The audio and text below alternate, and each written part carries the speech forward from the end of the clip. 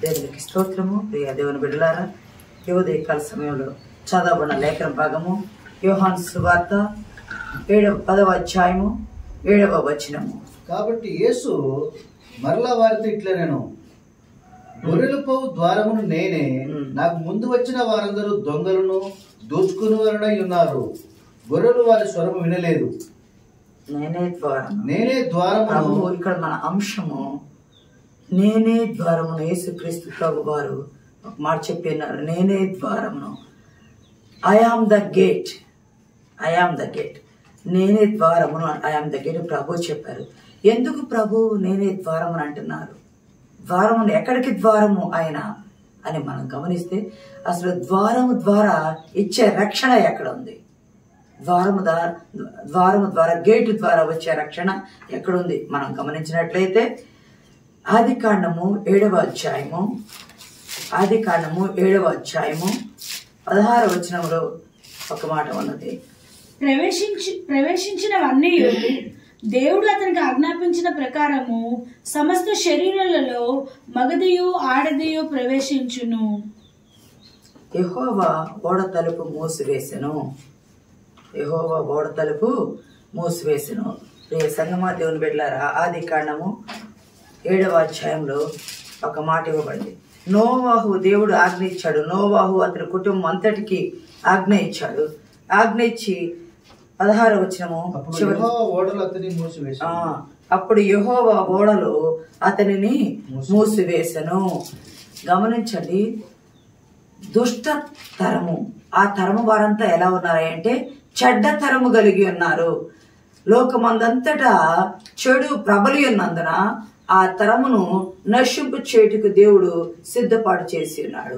నోవాహు 500 సంవత్సరముల కాలంలో 3 కుమారులు పుట్టారు. షేము యాపెతు పుట్టారని చెప్పారు. దేవుడు ఎప్పుడు దర్శనమిచ్చాడో తెలియదు, కానీ 500 కాలంలోనే అక్కడ ఉన్నది. నోవాహు ఓడలోకి వెళ్ళేటప్పటికి 600 సంవత్సరము. అంటే ఓడ తయారు చేయడానికి కుటుంబం అంతా ప్రయాసపడింది. ఎంతకాలం తయారు చేస్తారో మనకి ఇవ్వబడలేదు, కానీ సిద్ధపాటు చేసుకుంటా వచ్చారు. 600 సంవత్సరంలో అది ఓడ సిద్ధపాటైంది. రే సంగమ ఓడలోనికి వెళ్ళారు కదా. ఆ కాలం అంతా అప్పటి వరకు భూమి అందంతటి ఎక్కడ వర్షము లేదు కదా. ఓడ తయారు చేసేటప్పుడు ఎవరైనా ఒక ఇల్లు కడతంటేనే వచ్చి చూస్తూ ఉంటారు, బాగుంటే ఏదైనా వెరైటీగా ఉంది. ఓడ తయారు చేస్తుంటే అప్పటి వరకు భూమి మీద ఓడ తయారు చేస్తే పర్వతాలు మునిగిపోయేంత ఎత్తు వర్షం దేవుడు కురిపించగా, 40 రాత్రి పగలు కురిపించగా భూమి మీద చేయబడ్డ ఓడ తేలిపోయింది. రే సంగమా దేవుని పిల్లలారా, ఉదయకాల సమయంలో దేవుడు మనతో మాట్లాడే మాట ఏమిటి అంటే, సమస్తము భూమి మీద ఉన్న ప్రతి జీవ జంతువులను అన్నిటినీ 2 ఆడదే మగదనండి 2 పంపించాడు. దేవుని యందు భయభక్తులు కలిగి నీతిగా నివసించిన నోవాహు కుటుంబాన్ని కూడా దేవుడు ఎన్నుకున్నాడు. నీతిగా నివసించుట నేర్చుకుంటే, నీతిగా బ్రతుకుట నేర్చుకుంటే వారిని రక్షిస్తాడు అంటానికి నోవాహు కుటుంబము ఉదాహరణ. ఆ అధ్యాయంలో దుష్ట తరము, చెడ్డ తరము అనేబడింది. ఈ తరము వారిలో నీవే నీతిమంతుడు ఉన్నావు. ఆ తరము వారిలో నీతిమంతుడైన నోవాహును రక్షించుటకు దేవుడు వెనుతీయలేదు. మీరందరూ ఓడలోకి వెళ్ళిపోండి అని వాళ్ళ ఫ్యామిలీ, నోవాహు భార్య, అతని 3 కుమారులు 3 కోడళ్లను 8 మంది జతలుగా వచ్చిన జంతువులను అన్ని లోపలికి పంపివేసిన తర్వాత నోవాహు వెళ్ళిన ఓడలోకి దేవుడు ఏం చేశాడంటే, తండ్రి అయిన దేవుడు ఓడ తలుపుని ఏం చేశాడు? మూసివేశాడు. ఆ మాట 16 చివర్లో ఉంది కదా. అప్పుడు యెహోవా ఓడలో అతనిని మూసివేశాను. ప్రియ సంగమా, ఓడలో దేవుడు ఎందుకు మూసివేశాడు? దుష్టతరమును నశింపు చేస్తున్నాడు, కానీ నీతిమంతులు బ్రతకాలి అంటే లోకమంతా మునిగి నశించిపోతుంది కాబట్టి బ్రతుకుటకు రక్షణ అనే ఓడను సిద్ధపాటు చేసి పెట్టి దేవుడే తలుపును మోసాడు. రక్షణ ఎక్కడ దొరికిద్దాయి అంటే యోనా 2:9 అంటాడు కదా, యెహోవా యొద్దనే మనకు రక్షణ దొరికింది. యెహోవా యొద్దనే రక్షణ దొరికింది. యెషయా 55:6 అంటాడు కదా, యెహోవా మీకు దొరక కాలమందు ఆయనను వెతుకుడి, ఆయన సమీపంగా ఉండగా ఆయనను మీరు వేడుకొనిడి. సమీపంగా ఉన్నాడు దేవుడు. ఆయనను వెతకవలసినప్పుడు ఆ దుష్టతరం ఆయనను వెతకలేదు, అందరూ నశించిపోయారు. వెతికిన నోవాహు కుటుంబము రక్షించబడింది. ఎప్పుడైతే మనం వెతుకుతామో అప్పుడు రక్షించబడతాము. జకర్యా 7:13 అంటాడు కదా, నేను పిలిచినప్పుడు నీవు వినకపోతే, నేను పిలిచినప్పుడు మీరు వినకపోతే, మీరు పిలిచినప్పుడు నేను ఆలకింపను. నేను పిలిచినప్పుడు మీరు పిలిచినప్పుడు నేను ఆలకింపను. ఓడ తయారు చేయు కాలం అంతా వారికి రక్షణకు సిద్ధపాటు చేయబడిన కాలము మిగతా జనానికి. కానీ ఎవ్వరూ కూడా ఇష్టపడాల. మత్తయి సువార్త 24 చూడవసరం లేదు. కానీ నోవాహు కాలంలో, జలప్రళయ కాలంలో వారు తినుచు త్రాగుచు పెళ్లి చేసుకుంటూ పెళ్లికిచ్చుచు అంతా విచ్చలవిడి జీవితం జీవిస్తూ ఉన్నారు. ప్రళయం వచ్చేదాకా ప్రళయ కాలాన్ని వాళ్ళు ఎరగలేదు. కానీ నీతిమంతులుగా ఉన్న వారిని రక్షించుటకు దేవుడు సిద్ధపాటు చేశాడు అంటాడు కదా యెషయా 22:22లో, దేవుడు తీయగా ఎవడు మూయజాలడు, దేవుడు మూయగా ఎవడో కూడా తీయజాలడు. నోవాహు ఓడ తలుపును దేవుడు మూసివేశాడు. ఎందుకు మూసివేశాడయ్యా అంటే, ప్రభువు మూసివేస్తే ఎవరు తీయలేరు. ఒకటి, ఎందుకు మూసివేస్తాడంటే చెడ్డతరాన్ని నశింపజేయడానికి, బయట వాళ్ళు ఎవరు కూడా లోనికి రాకుండా ఉండటానికి మూసివేశారు. ఓడలో రెండోది, ఓడలో ఉన్నవారితో దేవుడు సహవాసం చేస్తూ క్రొత్త జీవిత విధానం ఇవ్వడానికి, నూతన సృష్టిని ఇవ్వడానికి దేవుడు ఓడలో వారిని మూసివేశాడు. ప్రళయము నుండి వారిని రక్షించటానికి మూసివేశాడు. ప్రళయము నుండి వారిని రక్షించడానికి మూసివేశాడు. ఆయన పిలుపు విని, సామెతలు ఉంటుంది కదా 1:24-33, నా పిలుపు విని నా ఉపదేశము అంగీకరిస్తే మీరు సురక్షితముగా ఉంటారు. దేవుని పిలుపు విన్నాడు నోవాహు కుటుంబము, అంగీకరించారు. ఓడ తయారు చేయమని చెప్పిన వాటికి అంగీకరించారు. తాను తన కుటుంబము సురక్షితముగా ఆ ఓడకాలం సంవత్సర కాలం పట్టింది దగ్గర వారు భూమి మీదకి వచ్చేటప్పటికి. ఎందుకయ్యా అంటే, ప్రియ సంగమా, ఎందుకయ్యా అంటే నీతిమంతుడుగా ఉన్నాడు కాబట్టి రక్షించబడ్డాడు. విశ్వాసంతో ఉన్నాడు కాబట్టి రక్షించబడ్డాడు. ఓడ తలుపును మూసివేశాడు. నేను ద్వారం అన్నారు కదా, ప్రకటన 3:20లో కూడా అంటాడు కదా, నేను డోర్ యొద్ద నిల్చుండి తట్టుచు ఉన్నా, ఐఆమ్ ద డోర్ అంటాడు. ఇక్కడ ఐఆమ్ ద గేట్ అన్నాడు ప్రభు. నేను ద్వారం అన్నాడు, అక్కడ తలుపును అన్నాడు. ద్వారము తీర్పుకు వస్తుంది, తలుపు రక్షణకు వస్తుంది. దేవుని నామానికి మహిమ కలుగును గాక. తీర్పు నుండి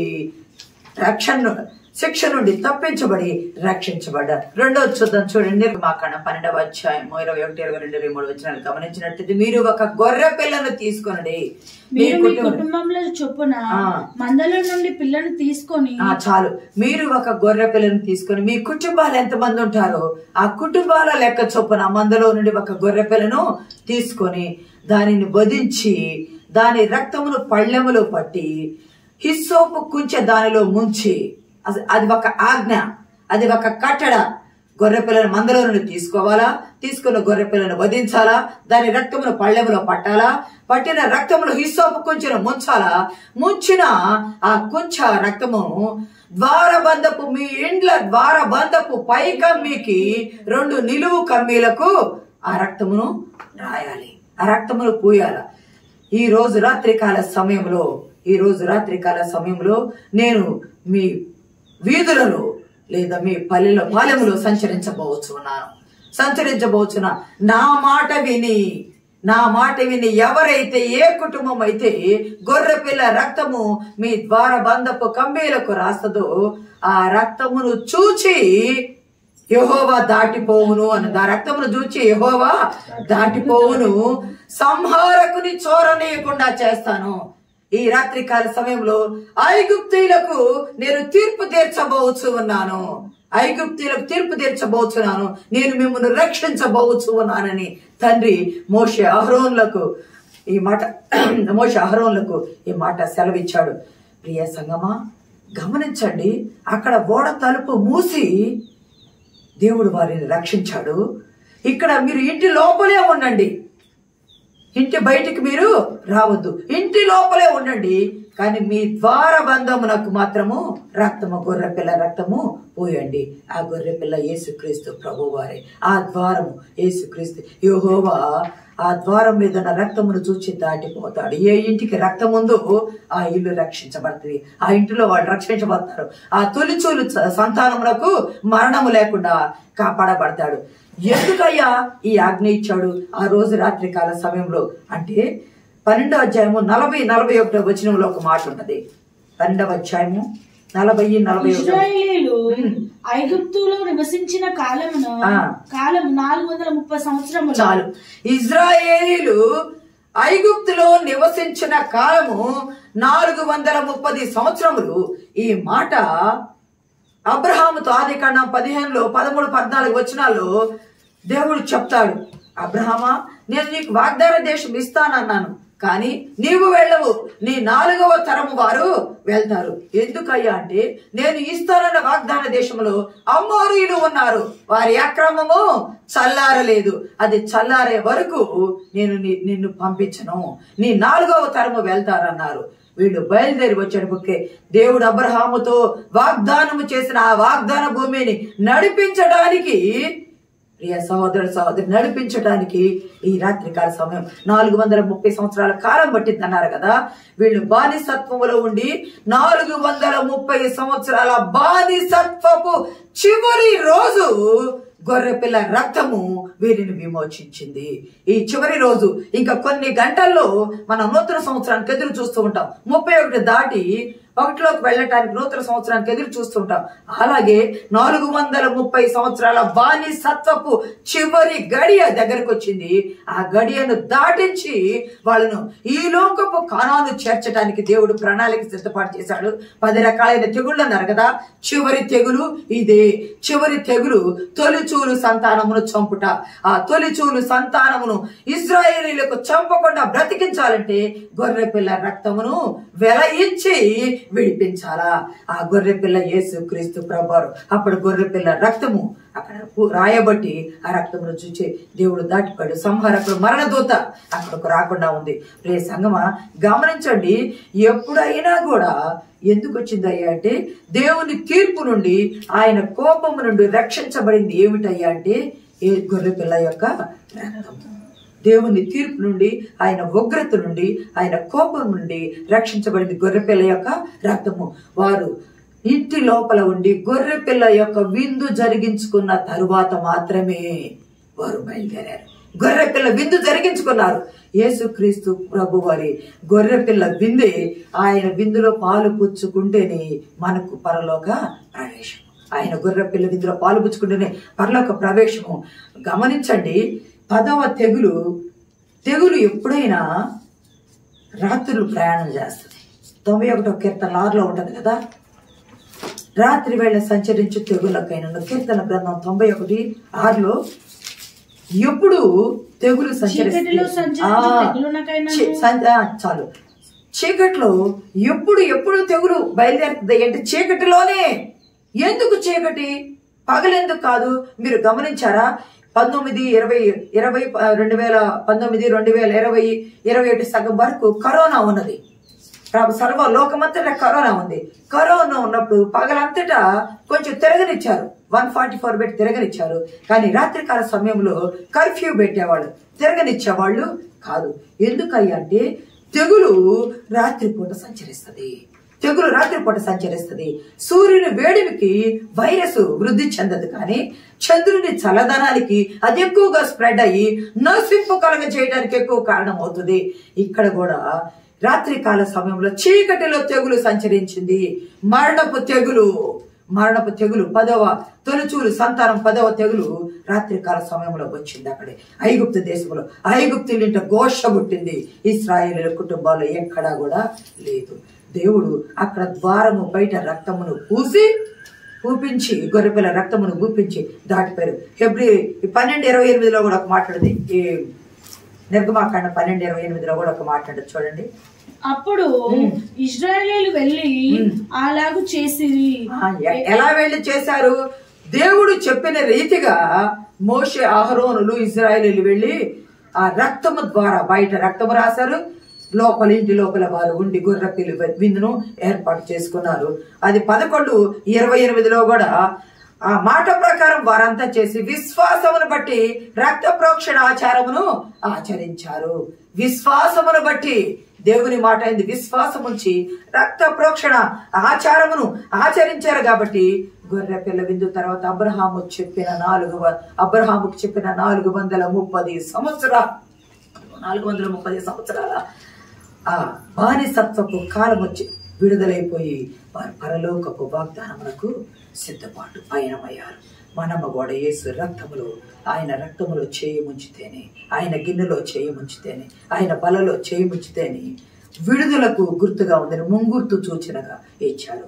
ఆ గొర్రె పిల్ల రక్తము ఆ కొయ్యకు, ఆ దర్వాజా కొయ్యకు రక్తము పోయిట యేసుక్రీస్తు ప్రభు వారు సిలువలో మరణానికి ముంగుర్తుగా అది ఉన్నది, ముంగుర్తుగా ఉన్నది. ఆ సిలువ వైపు తేరి చూచిన వారు రక్షించబడతారు. ప్రేసంగమా 3వ చూసుకుందాం, చూడండి 3వ చూసుకుందాం. యోహాను పత్రిక 10వ అధ్యాయము 8-9 వచ్చిన.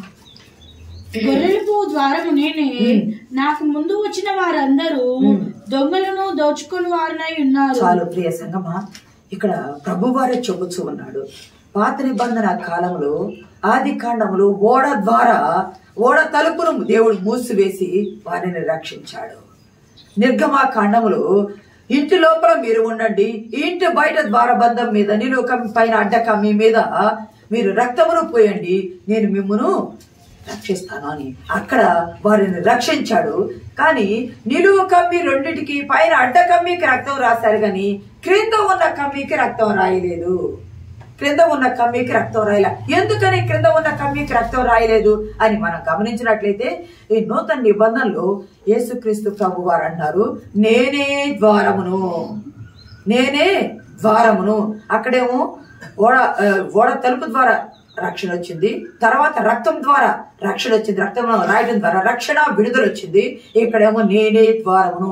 మరి ఈ ద్వారము కింద రాయబడలేదు. రాయబడకపోవటానికి కారణం ఏమిటాయి అంటే, గొర్రెల కాపరి తన మందను కాస్తాడు, కాపాడతాడు. తన మందనంతా తోలుకొని వచ్చి తన మందను గొర్రెల దొడ్డిలోనికి తోలుతూ ఉంటాడు. తన మందను గొర్రెల దొడ్డిలోనికి తోలేటప్పుడు అవి మంచిగా ఉన్నాయా, తనయ కాదా, అవన్నీ పరీక్షించుకుంటూ లెక్క పెట్టుకుంటూ ఒక్కొక్కదాన్ని గొర్రెల మందలోని ఆ మందను దొడ్డిలోనికి తోలుతూ ఉంటాడు. దొడ్డిలోనికి తోలిన తరువాత వాటికి జాగ్రత్తగా దొడ్డిలోని పెట్టి వాడికి తలుపు పెట్టి ఆయన ఏం చేస్తాడు తెలుసా, ద్వారము దగ్గర అడ్డముగా పడుకుంటాడు కాపరి. ద్వారము దగ్గర అడ్డముగా పడుకుంటాడు కాపరి. యేసుక్రీస్తు ప్రభు వారు నేనే ద్వారమును, ఐఆమ్ ద గేట్ అన్నాడు. ఐఆమ్ ద గేట్ అన్నాడు, నేనే ద్వారమును. నిర్గమాకాండములు 3 కమ్మీలకు రక్తము రాశారు, క్రింద కమ్మీకి ఎందుకు రాయలేదంటే ఆయనే రక్తమైపోయినాడు, ఆయనే ద్వారం అయిపోయినాడు. ఆ ద్వారమునకు అడ్డముగా ఆయనే కాపరి అయి ఆయన పడుకున్నాడు. దొంగ గాని దోచుకొని వాడు గాని ఎవరైనా లోపలికి రావాలన్నా, లోపల ఉన్నాయి బయటికి పోవాలన్నా ఆయనను దాటిపోవాలా, ఆయన మీదుగా పోవాలా. ఆయనను దాటి ఎవరు లోనికి పోలేరు, ఆయనను దాటి ఏ సంహారకుడు లోనికి పోలేరు. అందుకనే క్రింద కమ్మికి రక్తము రాయలేదు, ఎందుకంటే ఆయనను దాటి పోకూడదు. ఆయనలో నుండి పోవాలి గాని ఆయనను దాటి పోకూడదు. ప్రియ దేవుని బిడ్డలారా, ప్రభు అందుకని చెప్పాడు, నన్ను దాటి ఎవరు కూడా రాలేరు, నేను మంచి కాపరిని, నేను ద్వారమును, నేనే ద్వారమయ్యి నేను ఉన్నానని. అది యోహాను స్వార్థ 14:6 అంటాడు కదా ప్రభు వారు, నేనే మార్గమును, నేనే సత్యము, నేనే మార్గమును, సత్యమును, జీవమును. నేనే మార్గమును, నేనే సత్యమును, నేనే జీవమును, నా ద్వారా తప్ప ఎవడు కూడా తండ్రి వద్దకు రాలేడు. లోకము అనే ఈ దొడ్డిలో యేసుక్రీస్తు ప్రభు వారు మాత్రమే ద్వారమై ఉన్నారు. 2 ద్వారాలు ఉన్నాయి, ఇరుకు ద్వారం ఉంది, విశాల ద్వారం ఉంది. ఇరుకు ద్వారంలో ప్రవేశించాలంటే సిలువ ద్వారము, కల్వరి ద్వారములోకి రావాలా. విశాల ద్వారములకు పోవాలంటే పాతాళములకు పోవాలా. ఆ ఇరుకు ద్వారము యేసుక్రీస్తు ప్రభు వారు అన్నారు. ఆయన అంటారు కదా, అందుకే ప్రభు భూమి ఆకాశానికి మధ్య సిలువలో ఎందుకు వేలాడబడ్డాడు? మనం ఈ లోకాన్ని విడిచిపెట్టి వెళ్ళేటప్పుడు దేహములు ఇక్కడే విడిచిపెడతాము, ఆత్మరూపిగా మనం వెళ్తాము. ఆత్మరూపి వెళ్ళాలంటే మనం ఎక్కడికి పోవాలి? శిలువ ద్వారం గుండా వెళితేనే పరలోక రాజ్యములకు చేరతాము, లేకపోతే మధ్యాకాశములు దురాత్మల సమూహముతో కలిసిపోవచ్చు ఉంటాం. ప్రియ సంగమా, అందుకే అపోస్తలుల కార్యాలు 4:12 ఒక మాట ఉంటుంది చూడండి. 4:12 అపోస్తలుల కార్యాలు. మరి ఎవరి వలన రక్షణ కలుగదు, మరి ఎవరి వలన రక్షణ కలగదు, ఈ నామమునే మనము ఈ నామమున మాత్రమే రక్షణ కలుగును. లోకంలో ఉన్న ఏ నామములో కూడా రక్షణ లేదు, రక్షణ పొందలేము. భూలోకము నుండి నీ ఆత్మ కానీ నా ఆత్మ కానీ పరలోకం వెళ్ళాలి, మన ఆత్మలో పరలోకం వెళ్ళాలి అంటే యేసు క్రీస్తు నామమున మాత్రమే. ఎందుకయ్యా అంటే ఆయనే మార్గమై ఉన్నాడు. దేనికి మార్గమై ఉన్నాడయ్యా? భూమిలో పడిపోయిన నీవు ఆయన గిన్నెలో రక్షణ పొంది పాలు పంపులు పొంది, ఆయన యొద్ద రక్షణ పొంది ఆయన గిన్నెలో పాలు పంపులు పొందితే, నువ్వు విశ్వసిస్తే నువ్వు పరలోక రాజ్యానికి వారసుడు అవుతావు. పరలోక రాజ్యానికి వారసుడు. ఆయన నామము తప్ప ఏ నామము కూడా లేదు. ఎఫెసీ 2:18 అంటారు కదా, అపోస్తలుడు పౌలు ఎఫెసీలకు రాసిన పత్రిక 2:18 ఆయన ద్వారానే మనము ఉభయులము ఒక్క ఆత్మ యందు తండ్రి సన్నిధికి చేరి ఉన్నాము. ఆయన నామములోనే, యేసు నామములోనే మనం అందరమే తండ్రి సన్నిధికి ఒక్క మాట మీద మనందరం ఒక్క ఆత్మ యందు చేరి ఉన్నాము. దేవుని మాట విని తన యందు విశ్వాసం ఉంచిన వారిని రక్షించి విడిపించి నడిపించి పరలోకము చేర్చడానికి కలువరి శిలువ ద్వారము తప్ప ఏ శిలువ ద్వారము ఏ ద్వారము ద్వారా కూడా మనము పరలోకము చేరలేము. అక్కడ తన బిడ్డలను, విశ్వసించిన బిడ్డలను ఓడ తలుపు మూసివేసి రక్షించాడు. బయట వాళ్ళు లోనికి రాకుండా లోని వారితో సహవాసం చేసి నిర్గమకాండములోనేమో రక్తము పూసి, ద్వారములకు రక్తము పూసి సంహారకుని లోనికి రానివ్వకుండా గొర్రె పిల్ల రక్తం ద్వారా అక్కడ విమోచించారు. ఇదిగో మన పస్కా పశువు అని అపొస్తలుడైన పౌలు అన్నాడు కొరింథీ పత్రికలో. ఆ పస్కా పశువుగా ఉండి తానే సిలువ కొయ్య మీద బలి అయిపోయి యేసుక్రీస్తు ప్రభువారు నేనే మార్గము, నా సిలువ ద్వారా తప్ప, నా ద్వారా తప్ప మరి ఎక్కడ నీకు రక్షణ దొరకదు. నేనే ద్వారమైంది. ద్వారములకు అడ్డముగా పడుకొని ఏ సంహారకుడు లోనికి రాకుండా, ఏ దొంగ లోనికి రాకుండా, ఏ అపవాది లోనికి రాకుండా, మిమ్మల్ని మీ ఆత్మను సంహరించకుండా నేనే మిమ్మల్ని కాపాడుతాను అని చెప్పారు. 3:20 అంటారు కదా ప్రార్థన, తలుపు ఏదో నిలిచి తడుచున్న నా స్వరం ఎవడైనా మీరు తలుపు తీసినట నేను లోనికి వచ్చి వానితో నేను వానితో కలిసి భోజనం చేయదు అన్నారు. పరలోకపులో విందు చేయాలంటే నీ హృదయం తలుపు యొద్ద ప్రభు తట్టుచు ఉన్నాడు. ఆయన ద్వారమే ఉన్నాడు. వేయబడిన తలుపుల్లోకి లోపలికి వచ్చే శక్తి గల దేవుడు. కానీ మన హృదయ ద్వారం తెరిస్తే లోపలికి వస్తానని ప్రభు చెప్పాడు. ద్వారమైన ఆయన దేవుడు మనల్ని కూడా తన ద్వారము నుండి పరలోక ద్వారము చేర్చినట్టు పరిశుద్ధాత్మ దేవుడు మనకు సహాయం దయచేయను గాక. ఆమేన్.